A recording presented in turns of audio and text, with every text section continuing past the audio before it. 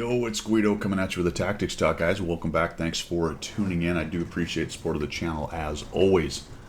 Who do we have today? No one of consequence. It's just nobody. It's no one of consequence. He's in his Object 140, top tier on Ghost Town.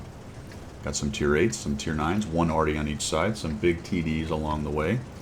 And it's an encounter mode. I think recently I said there was no encounter mode on Ghost Town. I was incorrect.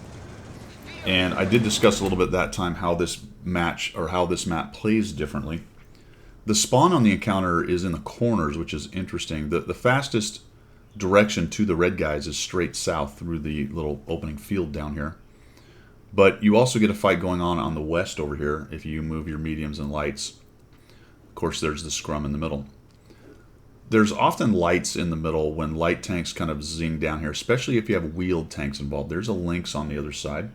Although they, I think there's one, let me see, yeah, EBR 90, and there's a 1390. So both have a wheeled tank, although no one of consequences is the tier 9, and it's the tier 8 for the other team. So there can be fleeting shots down here. Most of the heavies and TDs try to get into town. Sometimes TDs will get on these north or south hills, but mediums and lights often go over here and fight all the way on the west side. Now, when you're top tier, it is an interesting thing, especially as a medium, because you have to be careful about not taking yourself out of the fight for too long. Depending on the map, this one being a good example, it's quite a long drive before you get to the place where mediums go, which is often, like I said, the west side. So just keep that in mind as we go. No one of consequence starts moving. He's going to take the long way. He's going to actually go up and over the hill. I often cut underneath the hill just to the left of it, just to the south of the hill, just so I can get over to the west side faster. Again, when you're top tier, you've got to watch for these things. Now, no one sent this in. He said, hey, well, we'll see what happens at the end. It's a fairly close game. You wanted me to take a look at it, get a little analysis. So we get the 1390 raging around. No one kind of pauses here for a second. He's looking for a shot. I think I just snapped that in there, man. Even if it just knocks down a building, maybe that opens up a lane for somebody right there. You can see that standard light tank fight's going on. His stir, for some reason, is right in the middle. Probably hanging out in the bush right there, waiting to get lit and disintegrated.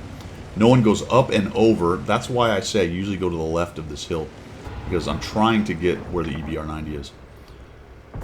I would have snapped one of these shots off it. Just boom, just take that shot. Who knows? He gets hit a bunch of times. He's not going to last very long. Down he goes, so the 6x6 is dead. Not a bad start. A T92 is dead, 6x6 is dead, and you can see that the EBR is over on the hill. He's probably going to get there much faster than any of the enemy light tanks or medium tanks do, just based on his speed. But for the moment, we can tell that there's nobody there. In fact, he's on the southern part. He's pushed in pretty fast, so he's going to see anybody who's coming up there, and nothing is coming that way. And that's something you need to put into your brain right now. All right. What do I know about this game so far? Well, we've both lost a tank.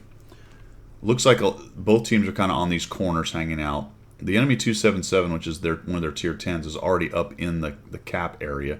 There's still lights and things, some TD, there's a T30 there, and nobody seems to be here, which means more than likely there's a few guys on this southern hill down here, and who knows if there's maybe a couple more pushing in. Also, let me see, the Carnarvon, yeah, the Centurion Action X, which is one of their tier 10s, is entering into the city as well. I like that no one is keeping his turret towards where red markers are. Maybe he'll get a fleeting shot as he's moving. This thing actually has pretty good accuracy on the move. And we're going to continue to come in here with the STG. So now it's kind of decision time. All right. The little battle here that usually starts is not happening, it looks like. The EBR is still over there. He hasn't been pushed. There's no other mediums coming up here, it looks like to me. That's exactly what's going to happen, but at the moment we're trying to take our best guess with the information we have. The 277's in the middle. I'm a tier 10 medium, so the decision is what do I do? Do I push into their south hill where there's probably TDs and guys bushed up? Do I flex into the town because I'm a tier 10 top tier guy and help them? I think that's probably the best answer. So we're going to come up here.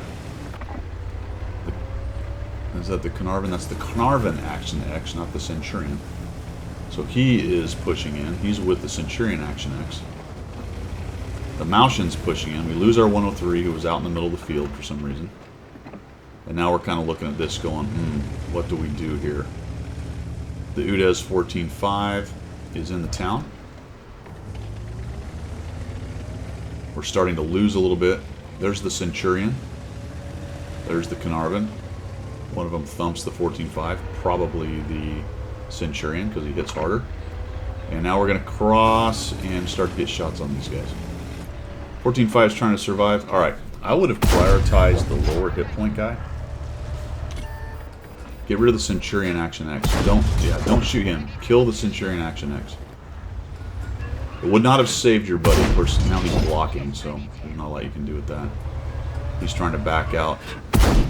Nice job right there. So we punish those two. Alright, kind of decision time. We're going to take another shot here. Don't quite get him. Alright, again, decision time. Now what? Do we push into town? Or do we push over here and help on the southern hill? The problem now, this game is largely a time problem. You only have so much time to do the damage you need to do. 15 minutes is the maximum. 10 if it's an assault. But there is a time in there that's unknown at the beginning of the game where if you don't start taking hit points away from the enemy team, they're going to start taking them faster from you. And you don't really know that, other than you want to just take hit points from them and tanks from them as fast as you can without getting rid of your own hit points and tanks. And right now, you're starting to lose that fight, time-wise. So we've got to make something happen. So Centurion Action X kind of hanging out right there. And alright, so I think I push in and go after those two Action X's and lend my weight into the city. See if I can start to help the city win. Good news is this thing just rolls out and gives you a side shot. So nicely done there. Now what? Now do we go help out on the southern hill or do we push into town? Okay, looks like that decision's slightly made for us. A little bit late recognition right there. I think I would have been already over here. Okay, as soon as I noticed, okay, I killed the heavy. What's my next thing? I look at that southern hill. I go, oh, those two guys are going to poke up and anything camping up there. I'd already been in position right here to take these shots. There we go. Looks like he fixed that track pretty damn quick. That looked like a track to me. It was a fast fix. And now we push. Because they're busy, I think I roll down into the city. But it looks like the city just got cleaned up. So it's 7-7. Looking pretty nice. 7-8. Got the Scorpion up there, and we got a Char Future. Those things are pretty wicked. They're definitely wicked. So he puts a big thump on the STG. The STG does a nice job preserving himself. Gets out of there. The EBR trying to make a runner, and we're going to push up here and try to take out this Char Future. We light him on fire. That's really nicely done. He just continues to burn. No fire extinguisher. Not quite enough to kill him. That's a bummer. A little bit of misplay here. I think I just wait for that shot and shoot him. Boom, shoot. Oh, what? Oh. He's not going to survive this stuff. There we go. And you eat a shot from the Char. So it's possible that you don't eat that shot from the Char. If you kill the Scorpion, you're a little more careful. You're not trying to chase the Scorpion down. Small thing, but there you go. Alright, Char's dead. Now, what now? Alright, already just hit me. I know where he is. He's down in the southeast corner. Fairly even at a 10 and 11. There's a 110E4 in the middle. My 110E4 needs help. All right, my 110E4 needs help. It really, if we have any real good hope of winning this, we need to try to preserve that guy. He's not in a great spot, so I feel like it's unlikely he's going to live, but I go immediately down in there and try to start working on these guys. That's the aggressive move. The non-aggressive move is to go... I don't really want to go down there because I don't think I can take on the 30 and the 110E4. I'm going to have to start working on their lighter tanks around the edges. But probably I'm going to get forced in there at some point because they're going to try to put cap pressure on me. So why don't I kill this Artie off first? And I think that's kind of what you're thinking. You know the direction that he came from. So I think right now it's not a bad idea to just go get rid of the Artie. Hopefully the 110E4 can hang out. He's certainly not going to survive if the Artie hits him. There we go. So we find him. That's great. Two-shot does. One hit. STG went into town, so he's thinking, hey, I'm going to go help this guy.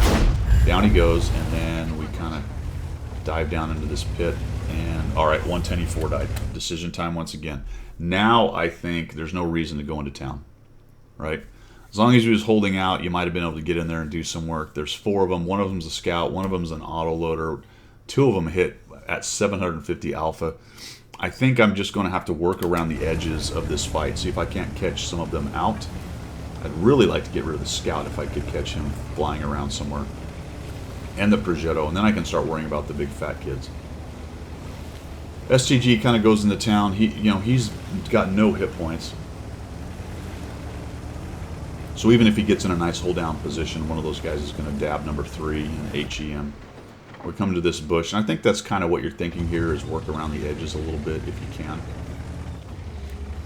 And then we push in. And I really, this is probably not the right idea right now, especially across this open field. I would not have come this way. That guy gets lit. Holy cow, he's right there. Shoot. There we go. And we're going to eat a shot. We just know it. There's nothing we can do about it. He just snaps that. This isn't that amazing? He didn't even stop and zoom. He just fired as soon as his turret came online. Good news is his reload is so long. Alright, great. So we killed him. Fantastic. We killed him. The EBR's over there. The Progetto's on the edge of town. Don't go into town. There's no reason to go into town right now. Everything's fine. Cut left. Go that way. Alright? Go around the corner and try to get closer to the EBR and see if you can come all the way around the edge of the town and maybe get rid of the Progetto. They know where you are, so there's no reason to keep pushing in the same direction you were going. I'm really surprised the T-30 wasn't waiting for you right here. So we just kind of push into town. We're like, alright, where's T-30? Oh, geez, shooting back. Boom. Holy cow, did we get lucky on that. Did we ever get lucky on that? The EBR's giving it a shot, but the AMX has killed him. And that's why I'm saying you need to be moving around the corner. I think you'd have got a shot or two on those guys. Maybe even killed one of them out because they're both one-shots. Maybe both of them. Right there. And hindsight's 2020. I can look at the replay and go, ooh, had you just gone around the corner, I think you would have had something there. But my thinking at the time would have been, I don't want to go into town. I want to go where my scout is and see if I can at least get this Progetto. And oh, by the way, the AMX showed up. That's just bonus time. Maybe I get one of those two guys dead. You were going to have a hard time dealing with this T-30 no matter what you did. But it's a 3-minute cap. So we have some time to go work around the edges, see if we can't get rid of these two, and then figure out if there's some way somehow to sneak some shots on the T-30 and maybe bounce a shot or two off of our turret if need be. But just pushing in here is really asking for it. And those two are going great. Now we know exactly where he is, so let's just rage in here and pin him down. So that being said, decision time once again. I made this move. I cut left and get out of here. Just cut bait and run, take a left, head out into the field, try to grab a bush, see if you can't sneakily somehow kill one of these two guys. But we really just sort of pin ourselves down right here. There's not a whole lot we can do. Here comes a bunch of autoloaders just collapsing on us. We're going to come out here and look for a little side straight Lama. We take a 6.75 low roll, and we don't survive the AMX 1390, whatever it is. Yeah, 1390 killing us right there. Good game, 4,457 damage, 12 assists. I think for everybody out there, this isn't one where I could go, had you done X, Y, or Z, it would have been a win. I don't know. Would have been pretty difficult. The 1390 had a great game. Progetto did all right for a tier 8 in a tier 10 battle. You did pretty well as well on your team. But it's a good discussion on initial positioning and being top tier.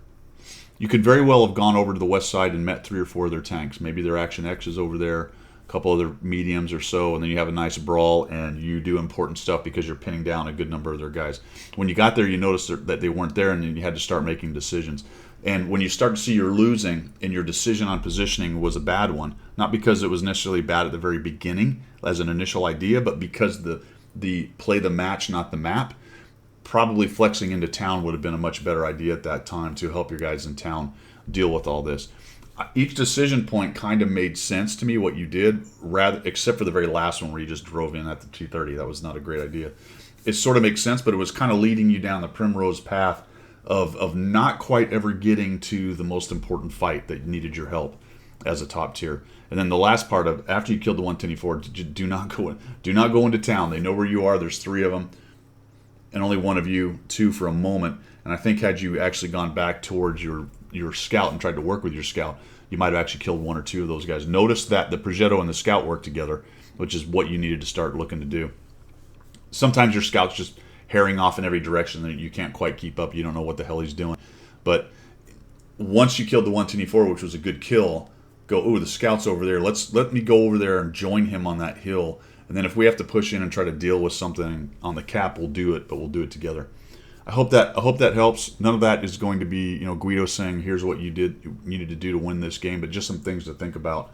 Decision making, because the game is just a series of little decisions like that, and it either comes out as a W or an L. Thanks for tuning in, everybody. That's all I've got. If you like what you saw or learned something, go ahead and give me a subscribe, follow, whatever. What is that button? I think it's a subscribe button on YouTube. See ya.